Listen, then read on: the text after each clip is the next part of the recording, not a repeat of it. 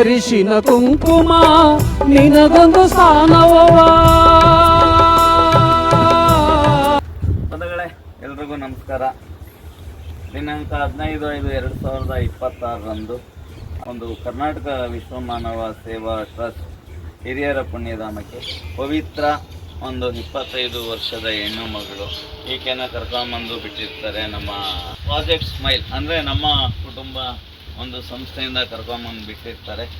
So ನಾವು ಇವತ್ತಿನ ದಿನ ಅವರ ಫುಲ್ಲು ಬಾಡಿ ಚೆಕಪ್ಗೆ ಕಳಿಸಿದಾಗ ಅವರಿಗೆ HIV ಮತ್ತು TB ಎರಡೂ ಕೂಡ ಪಾಸಿಟಿವ್ ಇದೆ ಅನ್ನುವಂಥ ವರದಿ ಬಂದಿದೆ.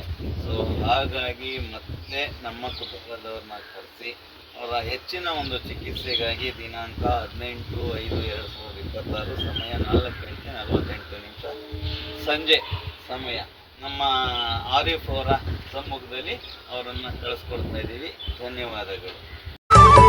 ಕರಿಮಣಿ ಮಾಂಗಲ್ಯ ಹೊನ್ನಿನ ರಾಶಿಯವ,